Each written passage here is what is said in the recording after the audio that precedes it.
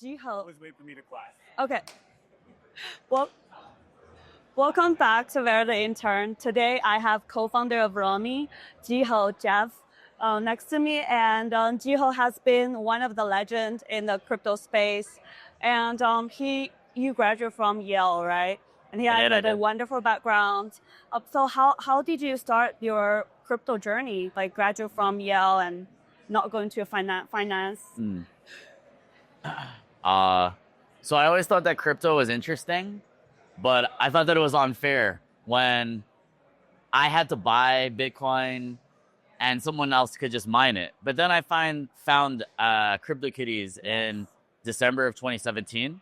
And for the first time, I felt like, hey, this is something that relates to my interest in gaming, my interest in collectibles.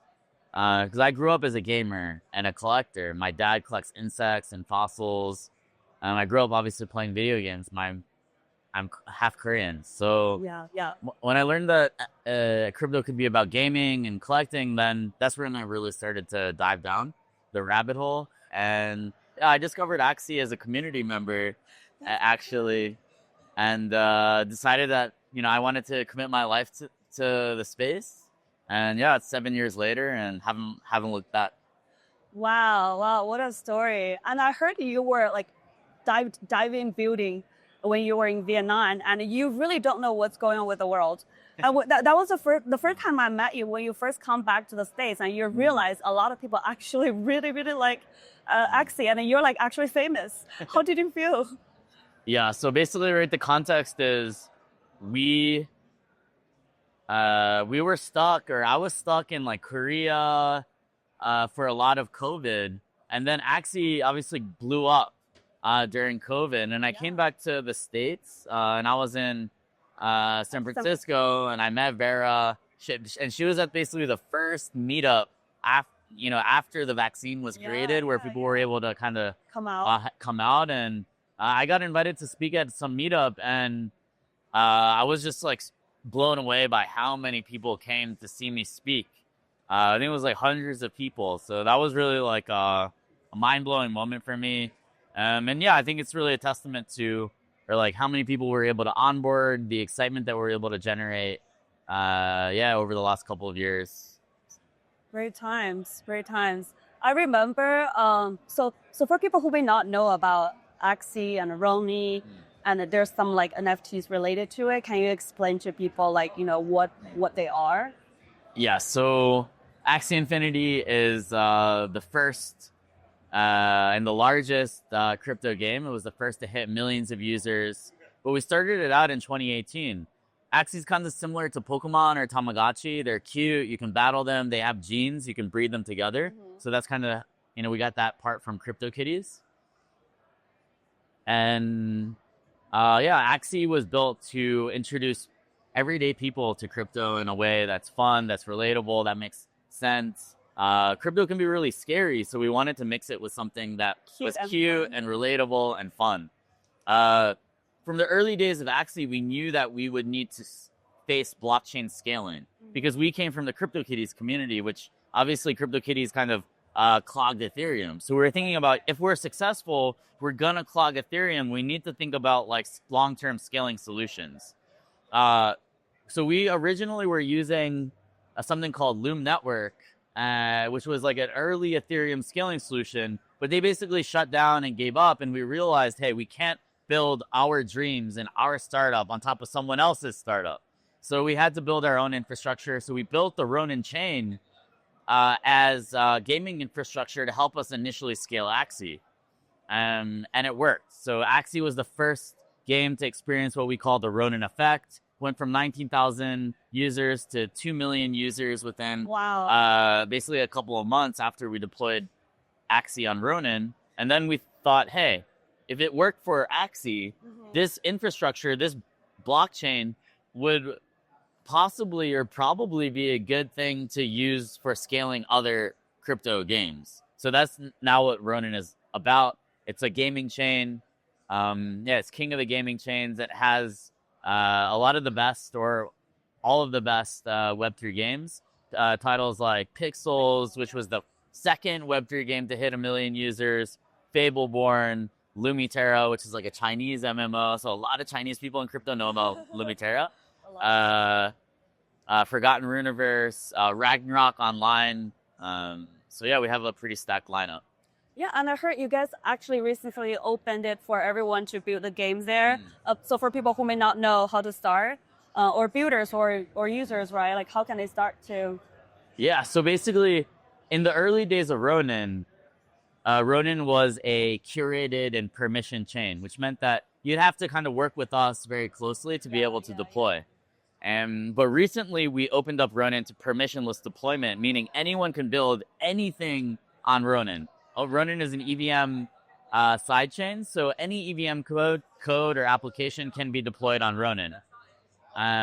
So yeah, if anyone's interested in checking out Ronin, go to wiki.roninchain.com.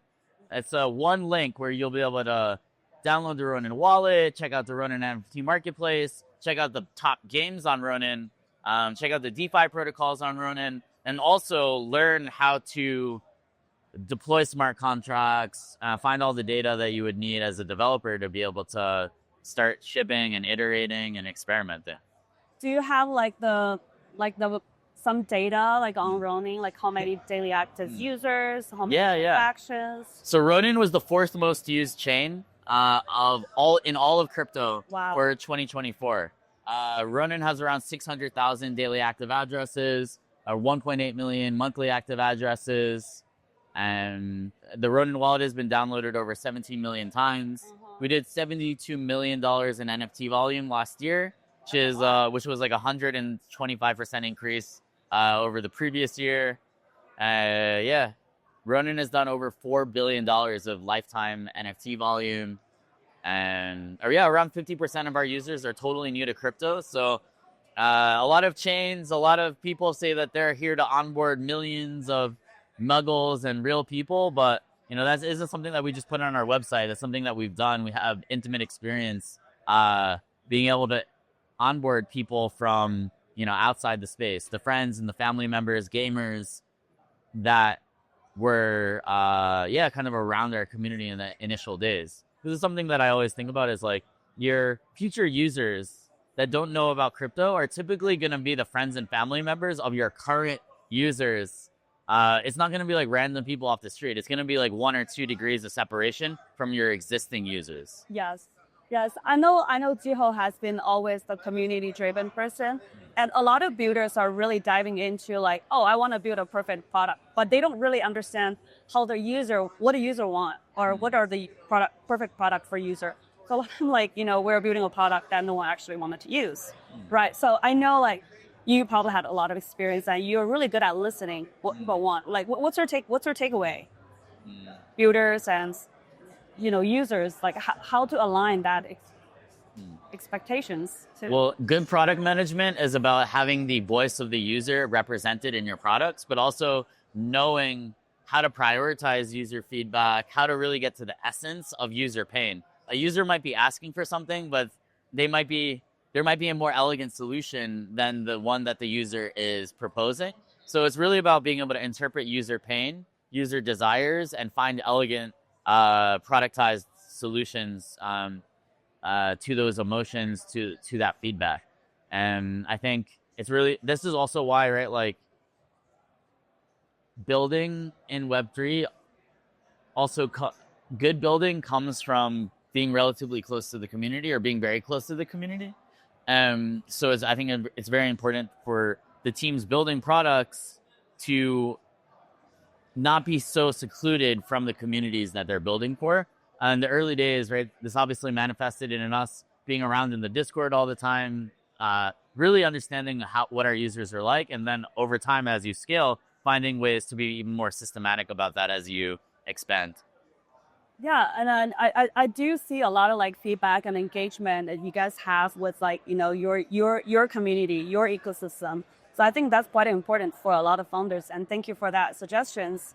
So in this world of AI, I think it's actually making perfect sense for like game and AI, and all the characters in the game can be AI and NPCs, right? So have you guys thought about AI integrations, like AI agent stuff?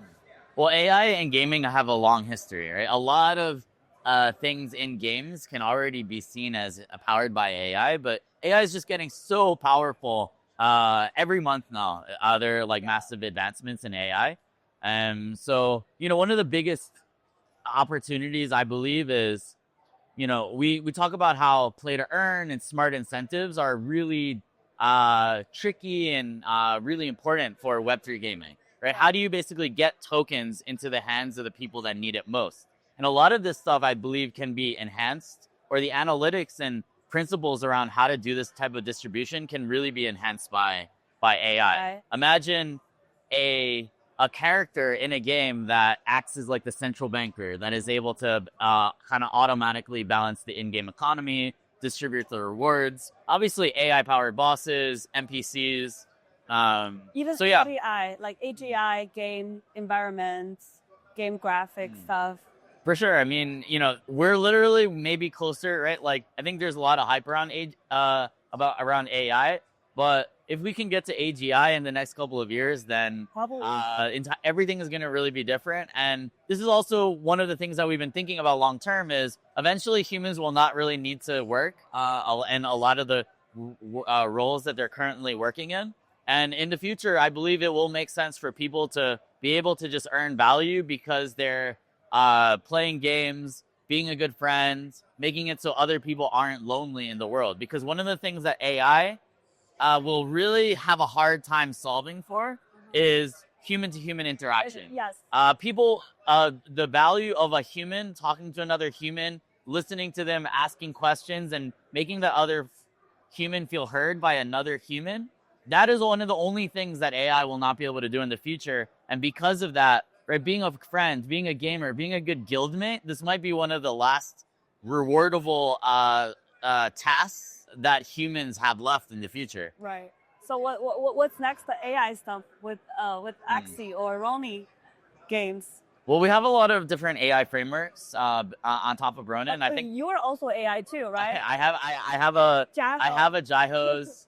So we're definitely experimenting. I think NPCs, bosses, quest systems, smart incentive systems that are powered by AI. I think these are all things that are ripe for exploration. And Ronin is the best chain to build this kind of stuff on because you have also a community that's there that's ready to train the AI, right? So as things become more like AGI and more like self-learning, I think that's going to be important because then you're going to want to go to the communities that have the most players that are ready to train the AIs. One of the problems right now about the agents is they're not actually learning.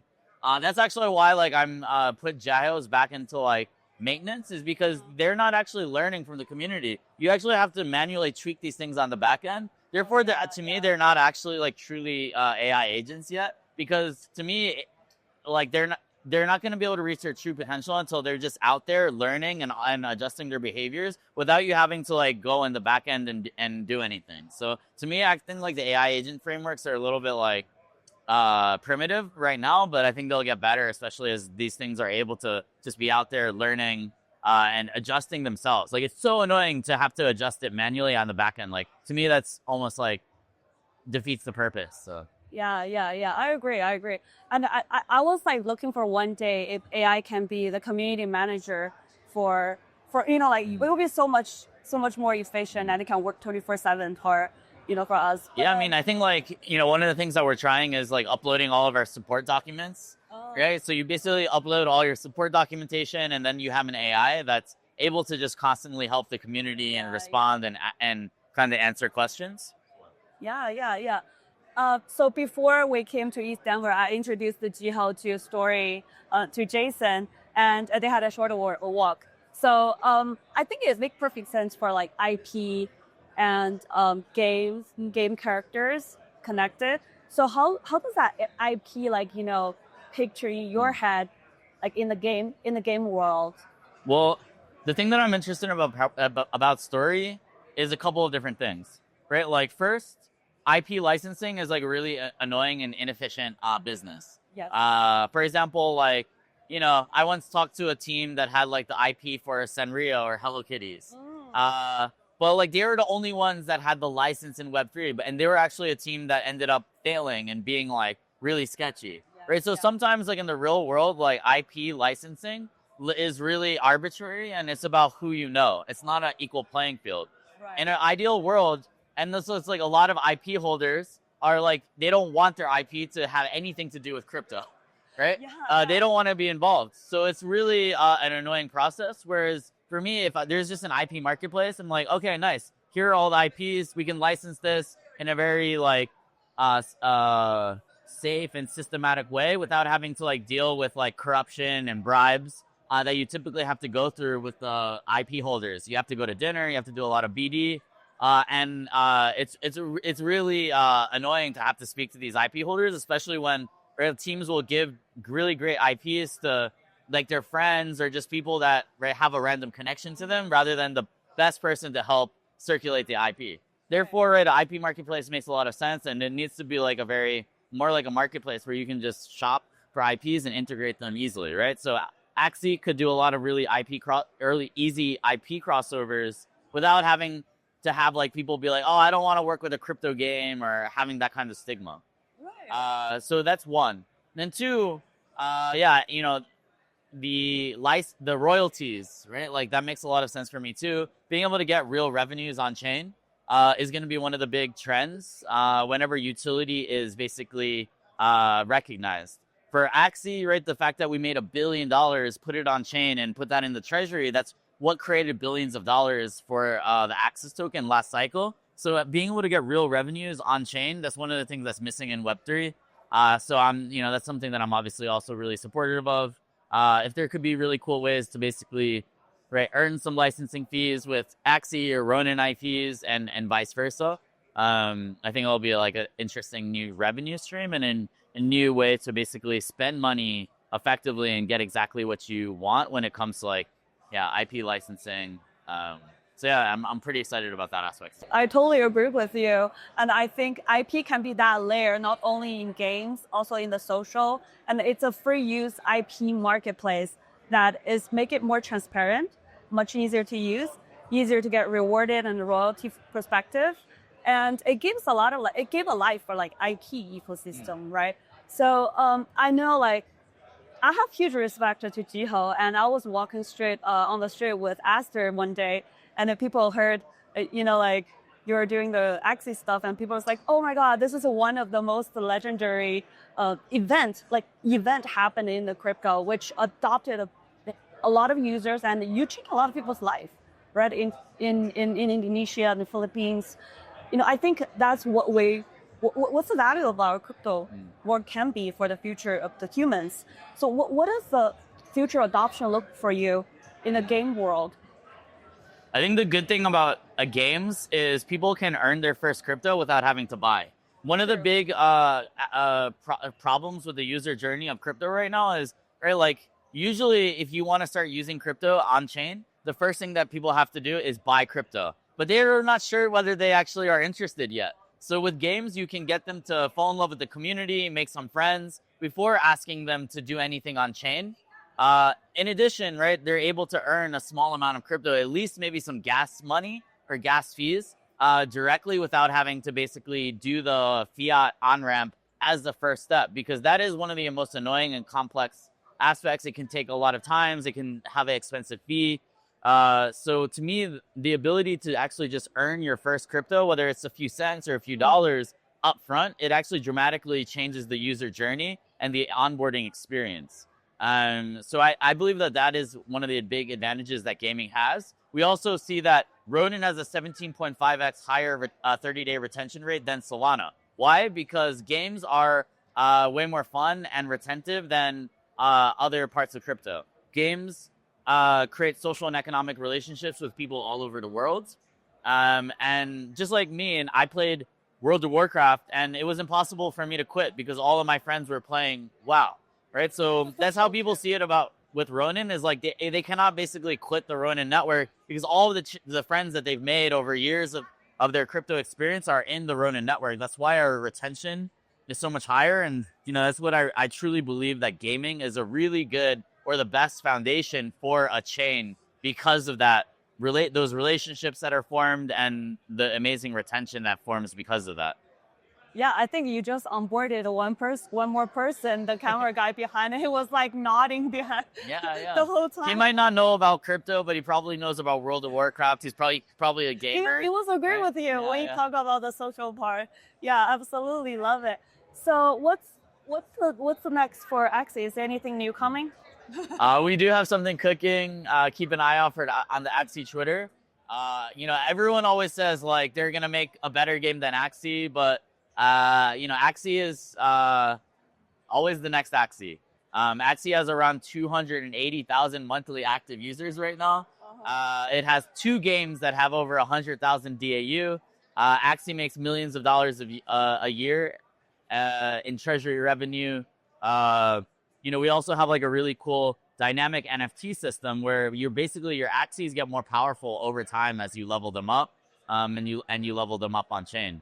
And so keep an eye out. We may be working on something new for the Axie universe, maybe Axie MMO. Depending on when this is released, something might already be out there. So I really like what you said. The Axie is always the next Axie. Everyone always say that they're gonna create something like that, but right, the longer that crypto goes on and you don't see something go on a similar 18-month run of uninterrupted adoption and onboarding, I think the more special what Axie was able to achieve becomes, right? Because everyone thought that, hey, there's going to be some other big consumer apps that onboard millions, but it really hasn't happened. And it's been about 4 years since 2021. Axie is still the thing that onboarded millions of users to crypto in terms of like actually being an on-chain application. So, that's not really meme coins as well, right? So I think people are always coming back to me and saying,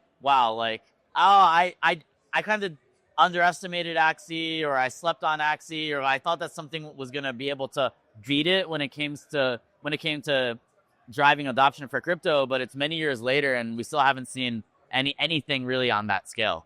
Yeah, I actually heard, a lot of stories. People are saying that Axie changed their life, especially for countries like, Indonesia, and some people even say like the economy of Philippines was was in an uptrend because of Axie. So, is there any like really touching stories or any like cute little stories that you can share with the community how the Axie changed their lives? I mean, there's just so many. I feel really blessed to have been part of this because we were able to help people feed their families, feed their babies during COVID. And that's what a lot of people say is even though there was a bear market after, the fact it was okay because during that bear market, they were able to go back to work. But during COVID, which happened to be during the bull market, they were able to survive and, get food, diapers, water, get core essentials during COVID. So they'll always be grateful for Axie for doing that and, being able to keep their family like feeling secure during a really hard time. So to me, there's just so many stories like that, especially from the Philippines, from Argentina, from Brazil, from places like Venezuela. And that all like helps to create this culture, create the nostalgia. A lot of people, they may have been saved by Axie during COVID, but they're now rich from crypto, right? And that also is a lot of the emotions that drive people wanting to collect Axies or, just continue collecting NFTs and making friends on the Ronin chain is because of those core memories. There's one story that people often tell, and I think it's like indicative of how crypto adoption and regulatory clarity will come.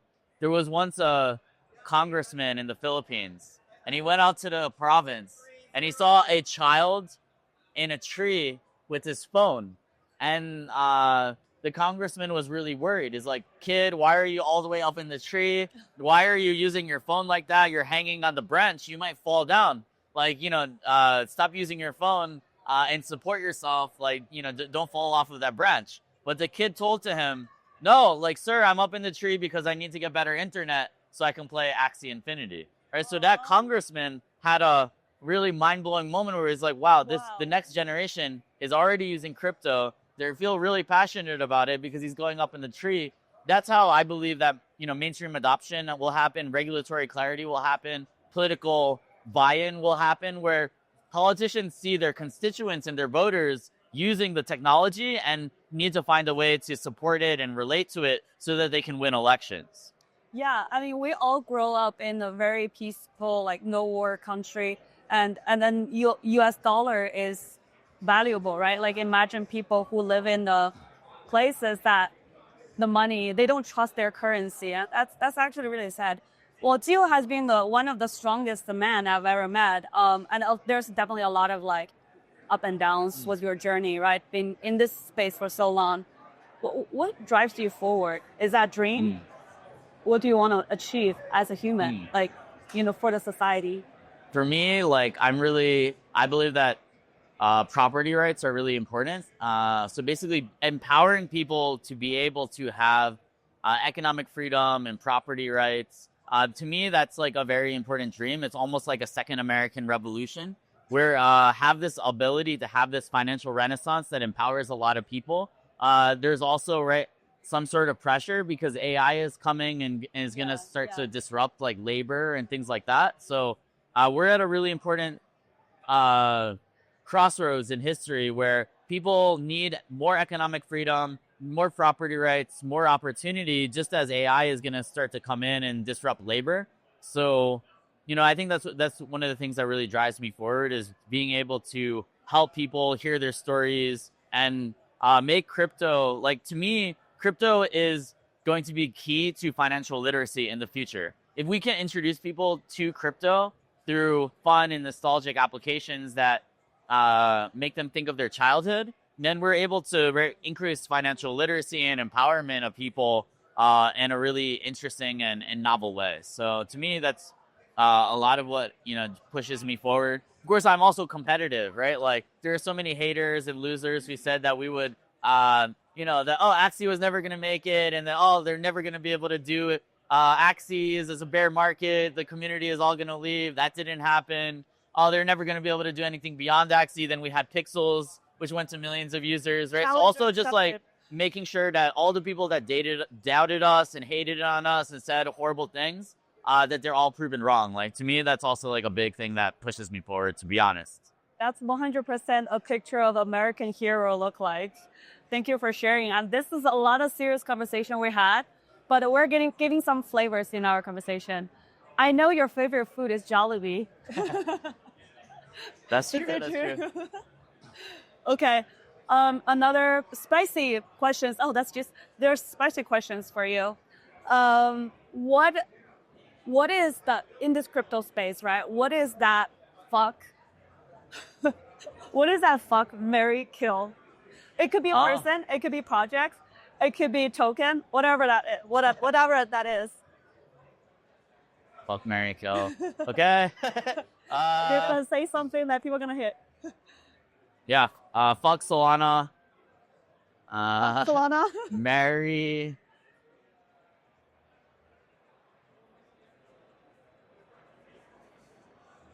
See? Marry. Ronin. Yeah, I feel married to Ethereum and the Ethereum ecosystem. Aw. Kill.